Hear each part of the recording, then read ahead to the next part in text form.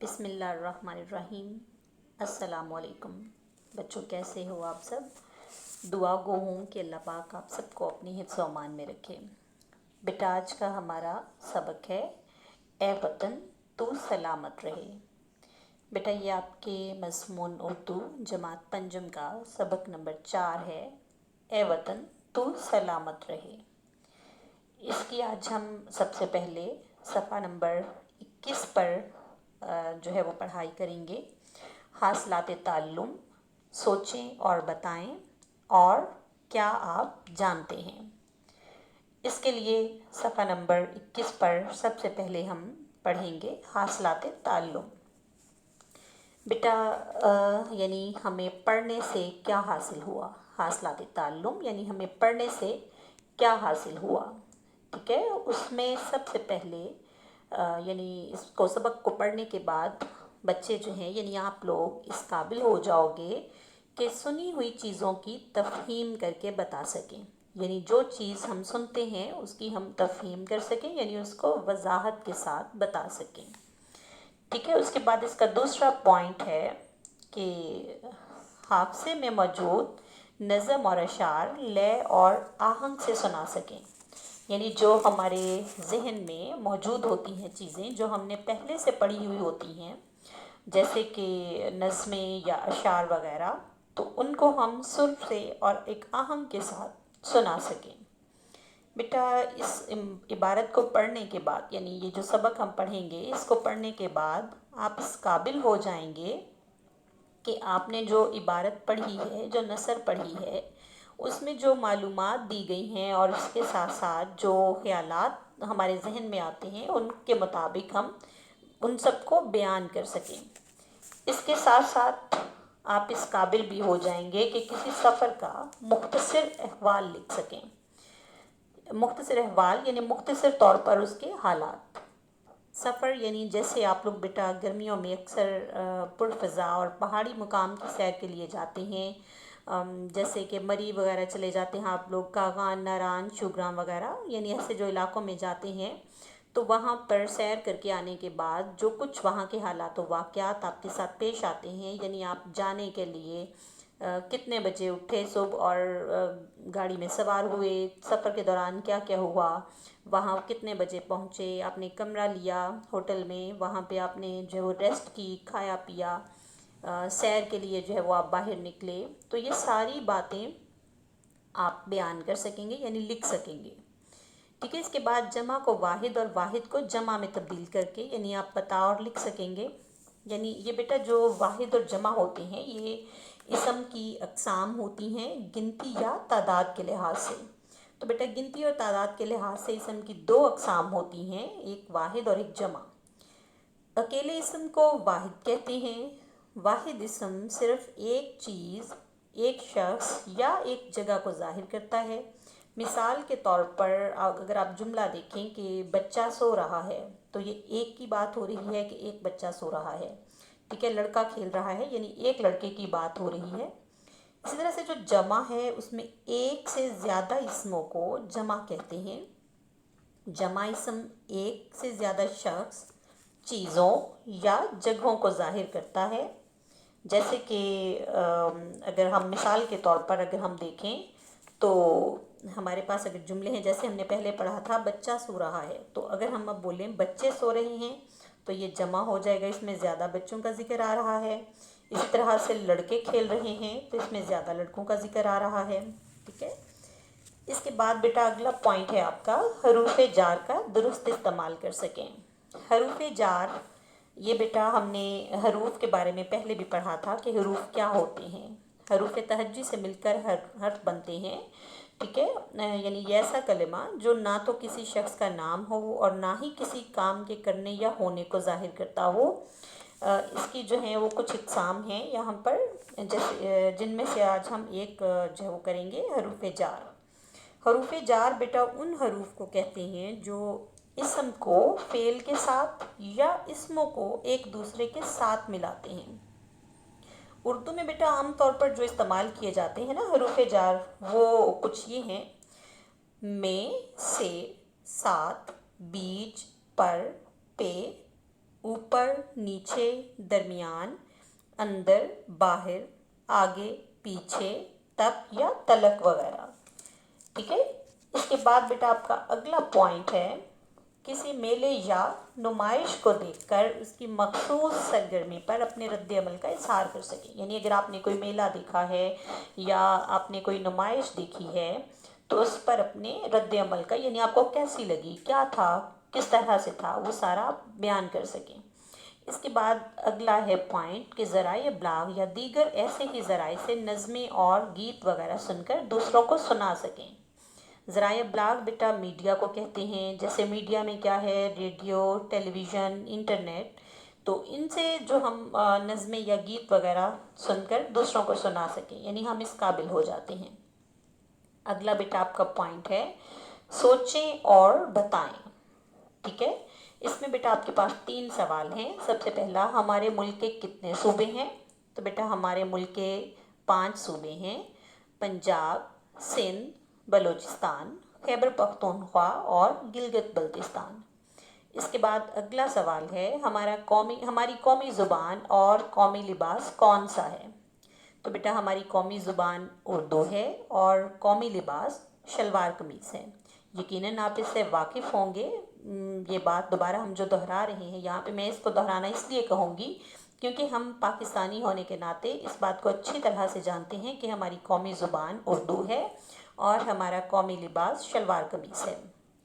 اس کے بعد بیٹا اگلا سوال کہ آپ کس صوبے کے کون سے شہر یا کون سے گاؤں میں رہتے ہیں؟ تو اس کا جواب سب کو معلوم ہے کہ ہم صوبہ پنجاب کے شہر فیصل آباد میں رہتے ہیں. اس کے بعد بیٹا نیچے کچھ معلومات ہیں، کیا آپ جانتے ہیں کے عنوان سے. ٹھیک ہے. اس میں بیٹا دیکھیں سب سے پہلے بتایا گیا ہے کہ پاکستان دنیا میں آبادی کے لحاظ سے 5ویں نمبر پر ہے. ٹھیک ہے. چائنا بیٹا پہلے نمبر پر ہے، دوسرے نمبر پر بھارت، تیسرے نمبر پر ریاستہائے متحدہ عرب امارات، چوتھے نمبر پر برازیل اور 5ویں نمبر پر پاکستان ہے. اس کے بعد بیٹا دوسرا اس کا پوائنٹ ہے کہ پاکستان کی بلند ترین چوٹی K2 ہے جس کی اونچائی 8611 میٹر ہے. بیٹا یہ پاکستان کی تو بلند ترین چوٹی ہے جبکہ دنیا کی دوسری بلند ترین چوٹی ہے. ٹھیک ہے. یہ پاکستان کی پہلی اور دنیا کی دوسری بلند ترین چوٹی ہے. یہ اس کا بیٹا جو سلسلہ ہے، پہاڑی سلسلہ، یہ کوہ قراقرم کے جو پہاڑ ہیں ان سے اس کا سلسلہ ملتا ہے. اس کی اونچائی بیٹا میٹر میں تو 8611 میٹر ہے جبکہ فٹ میں اس کی جو بلندی ہے وہ 28251 فٹ ہے. ٹھیک ہے. اور اس کے ساتھ بیٹا میں آپ کو پہلی چوٹی کے بارے میں بھی بتاتی ہوں کہ جو دنیا کی پہلی بلند ترین چوٹی ہے وہ ہے ماؤنٹ ایوریسٹ. ٹھیک ہے. یہ بیٹا اس کا جو سلسلہ ہے چین اور نیپال سے جا کے ملتا ہے. اور پہاڑی سلسلہ کون سا ہے اس کا؟ کوہ ہمالیہ، یعنی کوہ ہمالیہ کے پہاڑوں میں یہ چوٹی موجود ہے. اور اس کی جو اونچائی ہے وہ میٹرز میں اگر دیکھیں تو 8848 میٹر ہے جبکہ فٹ میں اس کی جو بلندی ہے وہ 29028 فٹ بلند ہے. یہ اس کے بعد بیٹا پوائنٹ ہے کہ پاکستان کا مطلب ہے پاک لوگوں کے رہنے کی جگہ. تو بیٹا پاکستان چونکہ پاک لوگ، پاکیزہ لوگ، اچھی سوچ کے حامل لوگ، مل جل کر رہنے والے لوگ، ان کے حوالے سے ان کا ذکر کیا جاتا ہے تو اسی لیے کہا گیا پاک لوگوں کے رہنے کی جگہ. بیٹا اب ہم صفحہ نمبر 22 کی پڑھائی کریں گے. اس میں سب سے پہلے ہم تلفظ سیکھیں گے، پھر مشکل الفاظ کے معنی کے ساتھ ہم سبق کی تفہیم کریں گے. اس کے ساتھ ساتھ ایک پیراگراف کی تشریح میں نے آپ کو بھیجی ہے. میں آپ کو بتاؤں گی کہ کس طرح سے پیراگراف کی تشریح کی جاتی ہے یا سلیس کیسے کی جاتی ہے. ٹھیک ہے. سب سے پہلے ہے ہمارے پاس تلفظ. بیٹا اگر آپ اپنی کتاب کے صفحہ نمبر 22 پر آئیں تو وہاں آپ دیکھیں گے جو لفظ ہیں جن کی آپ نے تلفظ آپ نے جن کا بولنا ہے یا کیسے اس کو صحیح تلفظ ان کا ہے. سب سے پہلے ہمارے پاس ہے پہناوا. بیٹا میں نے ان کے اعراب بھی لگائے ہیں تاکہ آپ کو بولنے میں آسانی ہو. ٹھیک ہے. سب سے پہلے پہناوا، پھر اس کے بعد ہے گھیردار، پھر اس کے بعد مزین، پھر ہے وسائل، پھر اس کے بعد اہمیت، پھر اس کے بعد ہے روایتی اور آخری لفظ ہے نمایاں. اس کے بعد بیٹا اب ہم سبق کی تفہیم بھی کریں گے، ساتھ ان کے مشکل الفاظ کے معنی بھی کریں گے. سب سے پہلے بیٹا جو الفاظ اوپر ہیں ہمارے پاس جن کا تلفظ سیکھنے کے حوالے سے بات ہو رہی ہے ان کے معنی میں آپ کو بتاتی ہوں۔ سب سے پہلا لفظ ہے پہناوا۔ پہناوا بیٹا کہتے ہیں لباس کو، جو ہم پہنتے ہیں، جو کپڑے ہم پہنتے ہیں، وہ چاہے کسی بھی طرز کے بنے ہوئے ہوں، ان کو پہناوا کہتے ہیں۔ اس کے بعد اگلا لفظ ہے گھیردار۔ گھیردار جو ہے یہ پھیلے ہوئے دامن کا ہوتا ہے، فراخ یعنی کشادہ، کھلا۔ مزین یعنی سجایا ہوا، آراستہ۔ وسائل یہ وسیلہ کی جمع ہے، ٹھیک ہے، اس کو ذرائع یا وسیلے بھی بولا جاتا ہے۔ اہمیت یعنی وقت، منزلت، ضروری، خاص، اہم۔ روایتی یہ بیٹا کہتے ہیں جو دستور کے مطابق ہو، جو رواجی ہوتے ہیں، رسمی ہوتے ہیں، ٹھیک ہے۔ نمایاں کہتے ہیں ممتاز یا آشکار کو، جو سامنے ہو، جو سب سے جو واضح طور پر نظر آئے۔ بیٹا اب ہم اس کی جو ہے وہ تفصیل لیسن کی یعنی سبق کی پڑھتے ہیں۔ بیٹا یہ سبق ایک ایسا سبق ہے جس میں مصنف جو ہیں وہ ہمیں مختلف علاقوں کے حوالے سے پاکستان کا تعارف کروا رہے ہیں، کہ پاکستان کے سارے صوبوں کے حوالے سے وہ بتاتے ہیں ہمیں سبق میں، اور ایک دستاویزی فلم کے ذریعے۔ اور یہ مصنف جو ہیں وہ ایک ڈائری پر جو لکھا جاتا ہے اس کے حوالے سے ذکر کرتے ہیں۔ بیٹا کچھ لوگوں کی عادت ہوتی ہے وہ ڈائری پہ روزانہ کی روداد لکھتے ہیں، جو روز کے واقعات ان کے ساتھ پیش آتے ہیں وہ ان کو ڈائری پر قلم بند کر لیتے ہیں، یعنی لکھ لیتے ہیں۔ لیکن کچھ لوگ ڈائری نہیں لکھتے، یعنی یہ ضروری نہیں ہے کہ سبھی ڈائری لکھتے ہیں، کچھ لکھتے ہیں کچھ نہیں لکھتے، یہ اپنی اپنی عادت ہوتی ہے۔ تو آج وہ اپنی ڈائری سے مخاطب ہوتے ہوئے مصنف کہتے ہیں کہ میری پیاری ڈائری، آج میں بہت خوش ہوں۔ اب وہ بہت خوش کیوں ہیں، آگے وہ اس کی وجہ بتاتے ہیں۔ سارا باجی نے آج بچوں کو پاکستان کے مختلف علاقوں اور ان میں بسنے والوں کے رہن سہن کے بارے میں ایک دلچسپ اور معلوماتی دستاویزی فلم دکھائی۔ بسنے والوں بیٹا بسنے والے کہتے ہیں رہنے والے جو وہاں پہ زندگی گزار رہے ہوتے ہیں۔ رہن سہن یعنی زندگی گزارنے کے طور طریقے، انداز یا ڈھنگ۔ دلچسپ یعنی دل کو لبھانے والی، پرکشش کو بھی کہتے ہیں۔ معلوماتی یعنی اطلاعاتی، ایسی جس میں کوئی معلومات یا کوئی اطلاع یا خبریں پائی جائیں۔ دستاویزی کہتے ہیں تحریری کو جو کہ مستند ہو، دستاویز سے منسوب کو بھی کہتے ہیں۔ شاندار یعنی بہت عالی شان، عظیم، یعنی کہتے ہیں کہ سارا باجی نے آج بچوں کو کہتے نہیں ہیں، یہ لکھ رہے ہیں، ڈائری سے مخاطب ہو کے لکھ رہے ہیں کہ سارا باجی جو ہیں انہوں نے آج بچوں کو ایک ایسی فلم دکھائی جو کہ پاکستان کے مختلف علاقوں کے حوالے سے تھی، ان علاقوں میں جو لوگ رہتے ہیں، زندگی گزار رہے ہیں، وہ کس طرح سے زندگی گزارتے ہیں، ان کے طور طریقے کیا ہیں، ان کے انداز کیا ہیں، تو ان کے رنگ ڈھنگ کیا ہیں، یہ سارا جو ہے اس میں فلم میں دکھایا گیا اور بتایا گیا۔ تو کہتے ہیں کہ وہ ایک ایسی فلم تھی جس میں نہ صرف ہمیں معلومات مل رہی تھیں یعنی خبریں مل رہی تھیں، بلکہ اس کے ساتھ ساتھ وہ ایک بڑی دلچسپ یعنی دل لبھانے والی تھی، یعنی وہ بہت پرکشش قسم کی فلم تھی جو سب نے بڑے دل لگا کر دیکھی، سب کو ہی پسند آئی۔ تو کہتے ہیں کہ وہ ایک کیا شاندار فلم تھی، یعنی کیا وہ عالی شان اور عظیم فلم تھی۔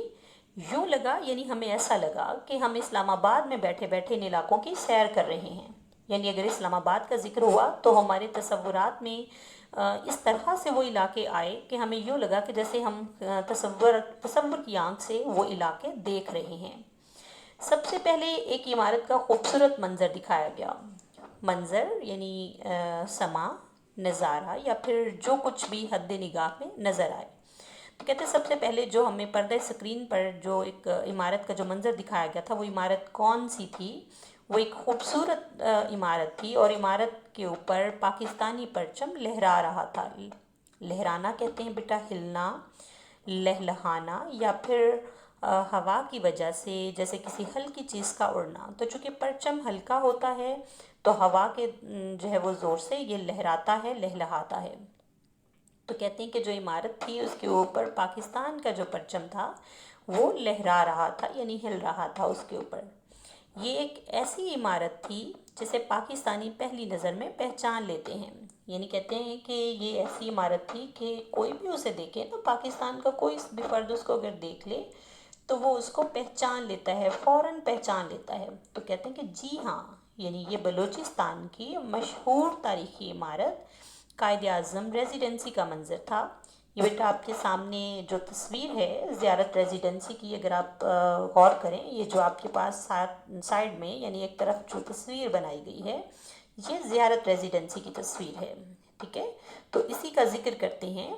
تو کہتے ہیں کہ یہ تصویر جو دکھائی دے رہی ہے، یہ اسی کے حوالے سے کہتے ہیں کہ یہ اس قائد اعظم زیارت ریزیڈنسی کا اس کو جو نام دیا گیا، یہ اس کی تصویر ہے۔ اس طرح سے کہتے ہیں کہ فلم کا جو آغاز ہوا، یعنی جو فلم کی شروعات ہوئی یا اس کی ابتدا ہوئی، وہ صوبہ بلوچستان سے ہوئی۔ تو کہتے ہیں کہ پھر اس کے بعد ذکر کرتے ہیں بلوچستان کا، کہ بلوچستان رقبے کے لحاظ سے پاکستان کا سب سے بڑا صوبہ ہے، ٹھیک ہے؟ رقبہ کہتے ہیں بیٹا زمین کو، اراضی کو، ٹھیک ہے؟ یعنی پاکستان کا جو سب سے بڑا صوبہ ہے زمین کے لحاظ سے، وہ بلوچستان ہے۔ بلوچستان کے بیٹا مشہور شہروں کا ذکر کرتے ہیں کہ اس کے جو مشہور شہر ہیں ان میں کوئٹہ، خزدار، ذوب اور گوادر ہیں۔ پھر اس کے بعد ذکر کرتے ہیں کہ کوئٹہ جو ہے یہ صوبے کا صدر مقام بھی ہے۔ صدر مقام بیٹا کہتے ہیں مرکزی جگہ کو، دارالحکومت کو، یا پھر ہیڈ کوارٹر کو۔ دارالحکومت بیٹا آپ پڑھتے ہیں جیسے کتابوں میں، جانتے ہیں کہ پاکستان کا دارالحکومت اسلام آباد ہے۔ اس کے بعد یہاں پہ جو ذکر کر رہے ہیں نا، ہر صوبے کے علیحدہ علیحدہ دارالحکومت کو، تو بلوچستان کا جو دارالحکومت ہے وہ ہے کوئٹہ۔ کوئٹہ میں بیٹا بہت زیادہ پھل پائے جاتے ہیں، اسی وجہ سے اسے پھلوں کی وادی کہتے ہیں۔ یہاں کے لوگوں کا پہناوا شلوار قمیص ہے۔ مردوں کی قمیص خوب گھیردار ہوتی، شلوار خوب گھیردار ہوتی ہے۔ گھیردار کا معنی ہم نے بیٹا اوپر پڑھا تھا کہ پھیلے ہوئے دامن کا، فراخ اور کشادہ۔ یعنی جو مردوں کی قمیص شلوار ہوتی ہے وہ بہت کھلی کھلی سی ہوتی ہے، جبکہ عورتوں کے جو کپڑے ہوتے ہیں وہ شیشے ان پہ لگائے جاتے ہیں، ان کے اوپر خوبصورت کڑھائیاں کی جاتی ہیں مختلف رنگوں سے، مختلف ڈیزائن بنا کر، مختلف انداز سے، تو یہ ان سے مزین ہوتے ہیں۔ مزین کہتے ہیں سجا ہونا، آراستہ ہونا، یہ ہم نے پہلے بھی پڑھا تھا۔ تو وہ اس کے اوپر شیشے لگا کر یا کڑھائی کر کے اس کو خوبصورت بناتے ہیں یا سجا لیتے ہیں ان کپڑوں کو۔ جی بیٹا اگلا پیراگراف میں آپ کو اس کو بہت ڈیٹیل میں آپ کو اس کو بتاؤں گی، تاکہ آپ کو پتہ چلے کہ تشریح کیسے کی جاتی ہے۔ تشریح یا سلیس بیٹا، لفظ اکثر ہم جو ہے نثری پیراگراف کی تشریح کرتے وقت جب وہ سلیس کا لفظ بھی لکھ لیتے ہیں، سلیس کا جو لفظی مطلب ہوتا ہے وہ ہے آسان الفاظ میں بتانا۔ لیکن بیٹا یہ پرانے وقت میں ایسا زمانے قدیم میں چلتا تھا کہ جو ہے وہ صرف الفاظ کے معنی کے ساتھ پیراگراف کو منوعاً ویسے کا ویسے لکھ لیتے تھے، لیکن اب جو ہے اس کی تفصیل دینا پڑتی ہے تشریح کے انداز میں۔ جیسے ہم شعر کی تشریح کرتے ہیں نا وضاحت کے ساتھ، تو اسی طرح سے وضاحت کے ساتھ تشریح کرنا، یعنی اس کو بیان کرنا پیراگراف کو۔ بیٹا میں یہاں ایک ایک لائن کو واضح کروں گی آپ کے سامنے۔ جب بھی بیٹا کوئی پیراگراف ہم سلیس کے لیے یا تشریح کے لیے کرتے ہیں تو اس کا، جیسے میں نے ابھی آپ کو بولا کہ کسی بھی بات کو وضاحت کے ساتھ بیان کرنا، جیسے کہ مثال کے طور پر اگر میں جملہ یہاں بولتی ہوں کہ میں نے بازار جانا ہے، اب اس جملے کو ہم کیسے وضاحت سے بیان کریں گے؟ تو بیٹا اس کے کئی انداز ہیں، کئی مختلف طریقوں سے ہم اس کی وضاحت کر سکتے ہیں۔ جیسے کہ آپ کو میں یہاں اس کی وضاحت کرتی ہوں کہ مجھے بازار جانا ہے، اس جملے کی وضاحت میں کچھ یوں کروں گی اگر میں اس کو اپنے الفاظ میں کروں کہ عید کی آمد ہے، بازار میں جو ہے وہ بازار سج گئے عید کی آمد سے، لوگوں نے مختلف کپڑے اور مختلف جوتوں کے جو سٹالز ہیں وہاں پر نئے نئے کپڑوں اور جوتوں کی آمد ہو چکی۔ تو یہی وجہ ہے کہ ہر کوئی اپنے پسندیدہ کپڑے اور جوتے لینے کے لیے بازار کا رخ کر رہا ہے، تو مجھے بھی اپنے لیے عید کے کپڑے اور جوتے جو ہیں وہ خریدنے تھے، اسی لیے میں نے اپنی امی سے کہا بازار جانے کا پروگرام بنائیں یا منصوبہ بنائیں تاکہ ہم اپنی مطلوبہ چیزیں خرید سکیں۔ تو امی نے میرے ساتھ پروگرام بنایا کہ ہم کل شام کو بازار جائیں گے اور اپنی مطلوبہ چیزیں لے کر آئیں گے، یعنی کپڑے اور جوتے لے کر آئیں گے بازار جانے کا۔ اس طرح سے ہم نے پروگرام بنایا۔ اب بیٹا دیکھیں ایک جملے کو کس طرح سے ہم نے وضاحت سے بیان کیا۔ تو تو اسی طرح سے یہاں ہم نے جو ہے اس کی وضاحت کرنی ہے، یعنی ہر جملے کی۔ تو بیٹا سب سے پہلے چونکہ یہ ایک خاص اور مخصوص صوبے کی بات ہو رہی ہے، تو اس کے حوالے سے ہم ذکر کریں گے کہ پاکستان کا ہر صوبہ اپنی نمایاں اور منفرد حیثیت رکھتا ہے، ٹھیک ہے۔ ہر صوبے کی پہچان وہاں کے رہن سہن، اس کے وسائل، اس کی مخصوص روایتی چیزوں اور وہاں کے مخصوص کھانوں کی بدولت ہوتی ہے۔ سجی یہاں کا مشہور اور ہر دل عزیز کھانا ہے۔ تو اس جملے کی بیٹا میں وضاحت یوں کروں گی کہ بلوچستان میں مختلف کھانوں کا رواج ہے، جن میں سب سے معروف پکوان سجی، کاک اور دم پخت ہیں۔ سجی بلوچستان کا روایتی پکوان ہے۔ صدیوں پہلے سجی صرف پہاڑی علاقوں میں کھائی جاتی تھی، لیکن اب شہری علاقوں میں بھی یہ بہت مشہور ہے۔ سجی کی تیاری میں بکرے کی ران اور پستی کو دہکتے کوئلوں کی آگ سے اپنے منفرد انداز میں تیار کیا جاتا ہے۔ ٹھیک ہے بیٹا، دیکھیں میں نے سجی کے حوالے سے تھوڑی تفصیل دے دی، تو اس طرح سے اس جملے کی وضاحت ہو گئی، ٹھیک ہے۔ اب اگلا جملہ ہے، یہاں کی خوبصورت ہنہ جھیل کو دیکھنے ہر سال بہت سے سیاح آتے ہیں۔ ٹھیک ہے بیٹا، میں اس جملے کو تفصیلاً بیان کروں گی کہ یہ علاقہ فطری حسن سے تو مالا مال تھا ہی، لیکن برطانوی راج میں یہاں 1894 میں ہنہ جھیل کا قیام عمل میں لایا گیا۔ 1818 ایکڑ رقبے پر پھیلی اس جھیل کی گہرائی تقریباً 43 فٹ ہے۔ ہر سال بہت سے سیاح اس جھیل کی خوبصورتی سے لطف اندوز ہوتے ہیں۔ ٹھیک ہے، اب یہ بیٹا اس جملے کی بھی وضاحت ہوگی۔ اس کے بعد اگلا جملہ، اس کے شہر زیارت میں قائد اعظم نے اپنی زندگی کے آخری ایام گزارے۔ تو اس کی وضاحت کچھ یوں کروں گی کہ کوئٹہ سے 122 کلومیٹر کے فاصلے پر واقع وادی زیارت ایک پرفضا اور خوبصورت مقام ہے۔ اس کی مشہور قیام گاہ زیارت ریزیڈنسی میں قائد اعظم نے اپنی زندگی کے آخری دن گزارے۔ 8 کمروں پر مشتمل اس رہائش گاہ میں دونوں اطراف سے مجموعی طور پر 28 دروازے ہیں۔ اب یہ اس کا آخری جملہ ہے کہ صوبہ بلوچستان کی سرزمین قدرتی وسائل سے مالا مال ہے۔ تو اس کو میں بیان کروں گی، قدرتی وسائل سے مالا مال بلوچستان محل وقوع میں جو ہے وہ اہم ترین صوبہ ہے۔ یہ رقبے کے لحاظ سے پاکستان کا سب سے بڑا صوبہ ہے۔ بلوچستان اپنے قدرتی جنگلوں، پہاڑوں، پانی، گزرگاہوں، جھرنوں اور آبشاروں کی وجہ سے ہر کسی کے لیے کشش کا باعث ہے۔ بلوچ قوم اپنی مہمان نوازی، جرت اور ایفائے عہد کی وجہ سے مشہور ہے۔ ٹھیک ہے بیٹا، یہ آپ کے سامنے ہو گئی تشریح یا سلیس۔ بیٹا ایک بات ذہن میں رکھیے، سب سے پہلے ہم سلیس کرتے وقت ہیڈنگ دیتے ہیں نثری پیراگراف کی تشریح یا سلیس، اس کے بعد ہم نے ہیڈنگ دینی ہوتی ہے اقتباس، اور مختصراً ہم نے لکھنا ہوتا ہے جو اقتباس ہوتا ہے۔ بعض اوقات ہم اس کے شروع والے الفاظ لکھتے ہیں اور پھر درمیان میں خط ڈاٹس ڈال کر اینڈ والے الفاظ لکھتے ہیں، ٹھیک ہے۔ اس کے بعد بیٹا ہم خط کشیدہ الفاظ کے معنی، یعنی ایسے الفاظ جن کے اوپر لائن لگی ہوتی ہے ان کے معنی لکھتے ہیں، اور اس کے بعد پھر اس کی تشریح یا سلیس کی جاتی ہے۔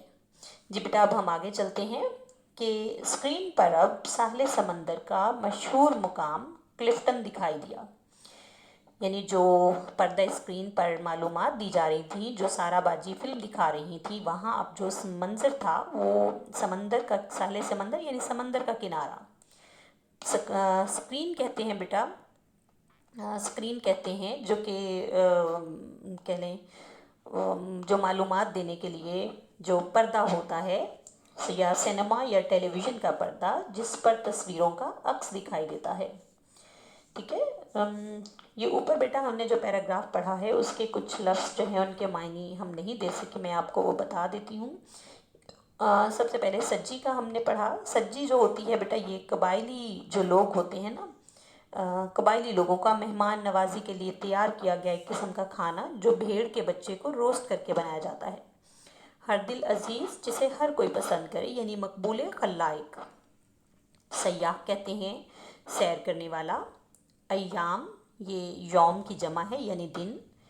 قدرتی وسائل یعنی عوامل قدرت یعنی قدرتی اشیاء مثلاً درخت، زمین، پانی، ہوا، مٹی وغیرہ.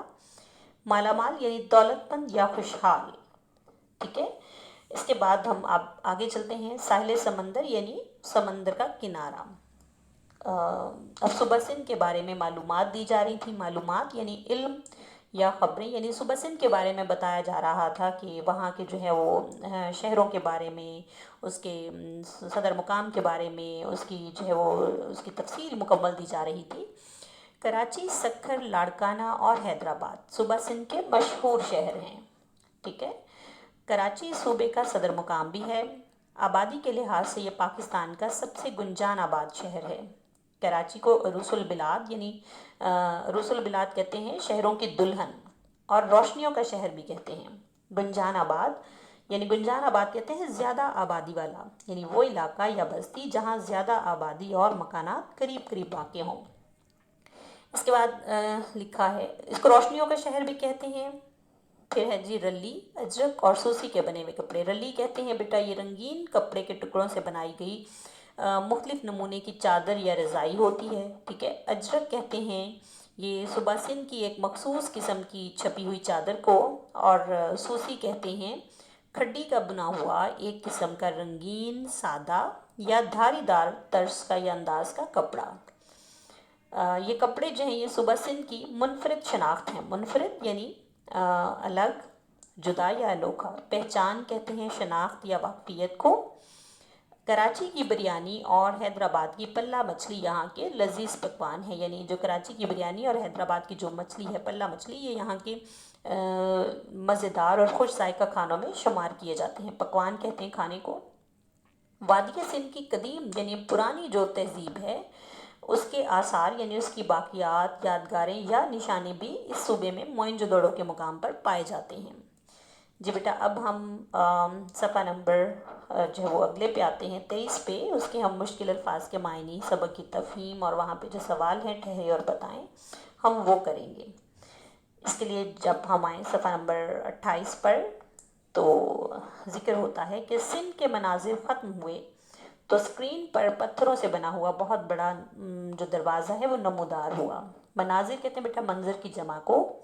نمودار ہوا یعنی ظاہر ہوا، آشکار ہوا یا پھر عیاں ہوا. اس پر لکھا تھا باب خیبر. باب کہتے ہیں دروازہ کو. یہ دروازہ صوبہ خیبر پختونخوا میں واقع ہے. صوبہ خیبر پختونخوا کے مشہور شہر پشاور، مردان، ایبٹ آباد، کوہاٹ اور منصہرہ ہیں. پشاور شہر یہاں کا مرکزی مقام ہے. مرکزی بیٹا کہتے ہیں درمیانی کو، وسطی کو یا بیچ کا.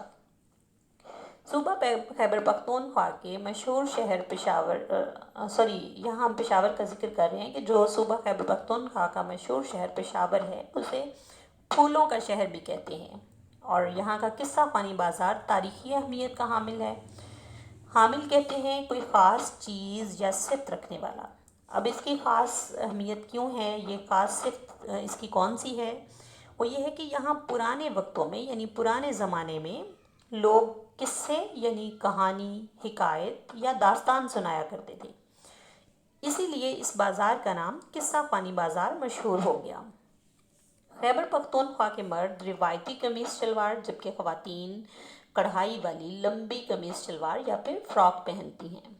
یہاں کے چپلی کباب بہت مشہور ہیں.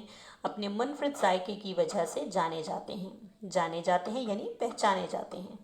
چپلی کباب جو ہے وہاں کا بیٹا ایک ایسا مخصوص کھانا ہے، اس کا ذائقہ ایسا بالکل الگ ہوتا ہے. تو یہی وجہ ہے کہ ہر کوئی اس کو پسند بھی کرتا ہے اور وہ سب کے ذہن میں مشہور و معروف ہے. یہ بیٹا آپ کے پاس سائڈ پہ باب خیبر کی تصویر بھی ہے جو کہ ہم دیکھ رہے ہیں. ٹھیک ہے. واپس آتے ہیں. وادی کاغان میں موجود جھیل سیف الملوک کو دیکھنے ہر سال ملکی اور غیر ملکی سیاح جوک در جوک اس صوبے کا رخ کرتے ہیں. سیاح بیٹا جو ہوتا ہے یہ سیر کرنے والا، ہم نے اوپر پڑھا.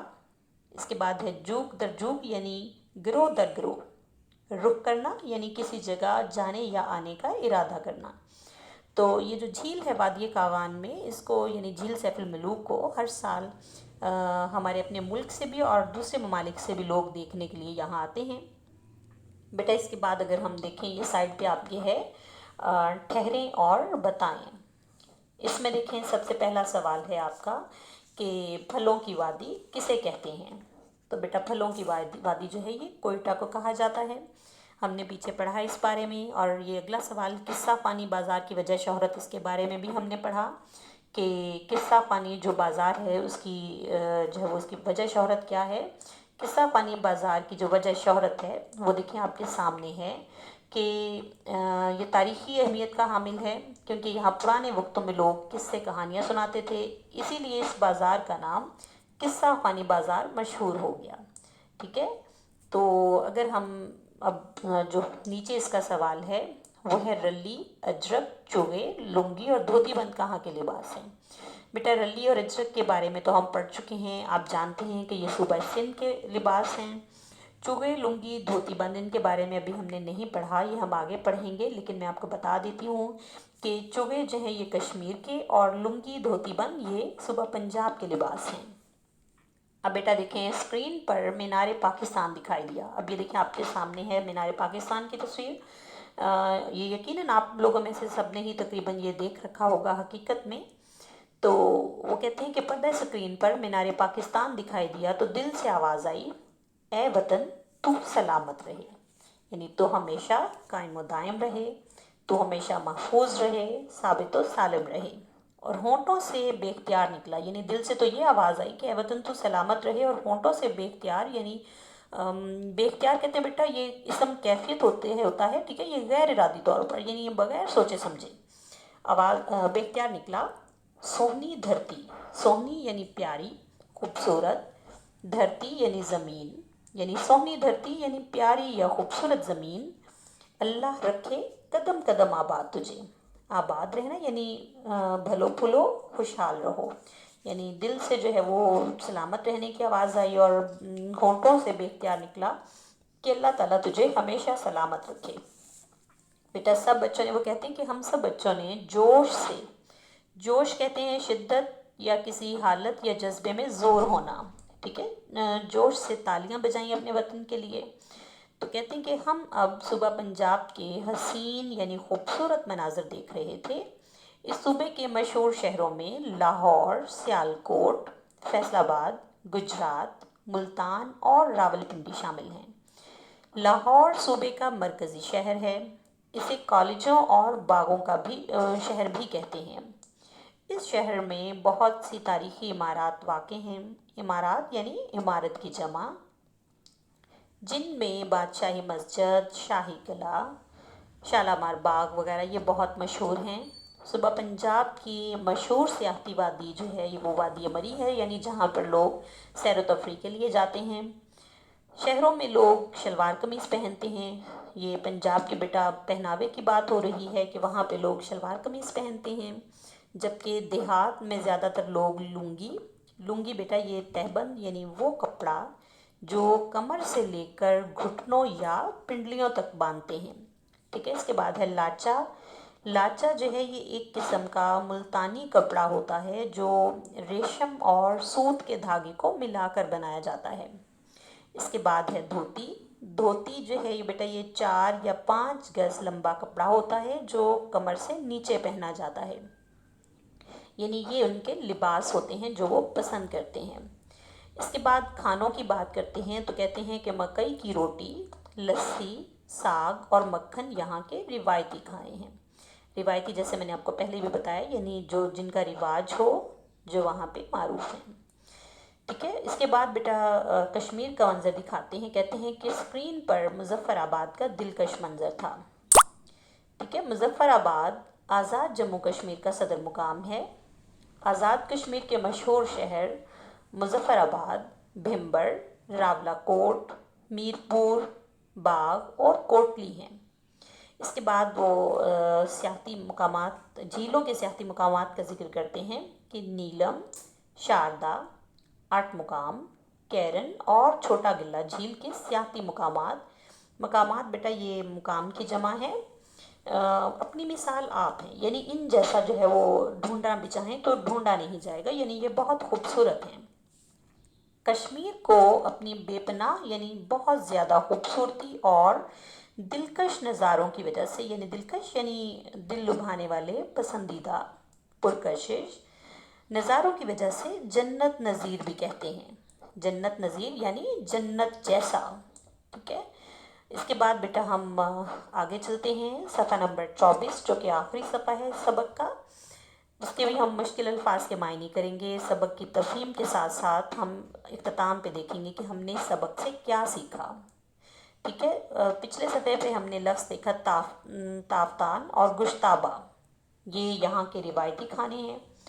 گشتابہ جو ہوتا ہے بیٹا یہ قیمے یا کچلے ہوئے گوشت کا شوربہ ہوتا ہے، جسے ہم یخنی بھی کہتے ہیں، ٹھیک ہے۔ اس کے بعد اس کے پہناوے کی ذکر ہوتا ہے اس کا کہ عمدہ کشمیری کڑھائی والے چوغے، چوغا جو ہے بیٹا یہ جبہ کو بھی کہتے ہیں، اور عبایا کی طرح کا یہ ہوتا ہے، جس طرح خواتین پہنتی ہیں نا عبایا پاؤں کی تک وہاں تک، تو اس طرح کا یہ لباس، اس کو پھیرن بھی کہتے ہیں۔ اور کشمیری شالیں یہاں کی مشہور، یہ جو ہے یہاں کے پہناوے ہیں۔ فلم کے آخری حصے پر وہ اب آ چکے ہیں تو ذکر کرتے ہیں آخری حصے کا، تو کہتے ہیں کہ ہم نے حیران کن منظر دیکھا۔ حیران کن یعنی حیرت میں ڈالنے والا، تعجب انگیز یعنی ایسا منظر جو حیران کر دے۔ تو کہتے ہیں کہ یہاں کچھ لوگ گھوڑوں پر سوار ہو کر ہاکی کی طرز کا کوئی کھیل کھیل رہے تھے۔ ہاکی کی طرز کہتے ہیں انداز یا طریقہ۔ تو کہتے ہیں کہ پتہ چلا کہ اس کھیل کو پولو کہتے ہیں۔ تو گلگت بلتستان کا صدر مقام گلگت ہے، اور پولو گلگت بلتستان کا مشہور کھیل ہے، جو کہ چترال اور گلگت کی سرحد پر واقع دنیا کے سب سے بلند پولو گراؤنڈ شندور میں کھیلا جاتا ہے۔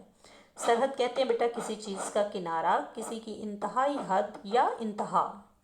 تو یہ جو کھیلا جاتا ہے کھیل، یہ دنیا کا سب سے بلند پولو گراؤنڈ ہے، ٹھیک ہے، یہاں جو ہے یہ کھیلا جاتا ہے۔ ہر سال یہاں ایک میلہ لگتا ہے جسے شندور میلہ کہتے ہیں۔ اس میلے میں پولو سمیت دیگر یعنی مختلف علاقائی کھیلوں کے مظاہرے بھی ہوتے ہیں۔ مظاہرہ بیٹا کہتے ہیں کہ کوئی خاص کام کی یا تو ہم تائید کرنے کے لیے یا اس سے پھر اختلاف ظاہر کرنے کے لیے مجمع ہونا، ٹھیک ہے، جمع ہونا، اس کا جو ہے اس کو ظاہر کرنا، ٹھیک ہے۔ گلگت بلتستان کو اللہ تعالیٰ نے بے شمار قدرتی وسائل سے نوازا ہے۔ یہ قدرتی وسائل کے بارے میں ہم پیچھے پڑھ چکے ہیں کہ قدرتی وسائل کون سے ہوتے ہیں، یعنی عوامل قدرت، یعنی قدرتی اشیاء جیسے کہ درخت، زمین، پانی، ہوا اور مٹی وغیرہ۔ تو اللہ تعالیٰ نے بیٹا ہر طرح کے ماحول سے یہاں پاکستان کو نوازا ہے۔ اس کے بعد اس کے مشہور شہروں کا ذکر کرتے ہیں، چلاس، گلگت، سکردو، ہنزا، گہگوچ، استور اور جگلوٹ۔ اس کے علاوہ قدرت کے حسین نظارے اور خوبصورت پہاڑی سلسلے بھی یہاں موجود ہیں، جن میں جو معروف ہیں، جو مشہور ہیں، وہ ہیں درہ بابو سر، فیری، میڈوز، استور، دیوسائی، کچورا، ہنزا، درہ کنجراب، پھنڈر، نلتر اور شگر۔ یہ بہت مشہور سیاحتی علاقے ہیں جہاں ہر سال لاکھوں سیاح خوبصورت مناظر سے لطف اندوز ہونے کے لیے، لطف اندوز ہونا یعنی مزہ لینا، لذت حاصل کرنا، اس کے لیے گلگت بلتستان کا رخ کرتے ہیں۔ اب کے بیٹا اختتام کرتے ہیں، وہ کہتے ہیں اپنی پیاری ڈائری، مجھے آج اپنے وطن کے بارے میں اتنی اہم اور دلچسپ معلومات جان کر بہت اچھا لگا۔ یعنی اب وہ اپنے خیالات کا اظہار کر رہے ہیں اور اختتام پہ دعا کرتے ہیں کہ اللہ تعالیٰ ہمارے وطن کو سلامت رکھے، آمین۔ جی بیٹا اس کے بعد اگلا آپ کا جو ٹاپک ہے، ہم نے کیا سیکھا، تو اس میں دیکھیں سب سے پہلا پوائنٹ، پاکستان میں رنگا رنگ مناظر، تفریحی اور تاریخی مقامات پائے جاتے ہیں۔ یعنی ہم نے مختلف جو صوبے ہیں ان کے مختلف تفریحی مقامات اور تاریخی مقامات کے حوالے سے جانا۔ اس کے ساتھ ساتھ اگلا جو پوائنٹ ہے، پاکستان کے مختلف علاقوں کے لوگوں کا رہن سہن جانا، ہم نے ان کے پکوان کے بارے میں جانا اور ان کے لباسوں کے بارے میں جانا کہ وہ مختلف ہیں، یعنی ہر صوبے کا رہن سہن، اس کے کھانے، اس کے لباس یہ مختلف ہیں۔ اس کے ساتھ ساتھ ہم نے جانا کہ پاکستان کے لوگ مل جل کر رہتے ہیں اور اپنے وطن سے بہت محبت کرتے ہیں۔ جی بیٹا یہ آج کا ہمارا لیسن تھا۔ اگلے لیسن کے لیے تب تک کے لیے اجازت دیجیے، اللہ حافظ۔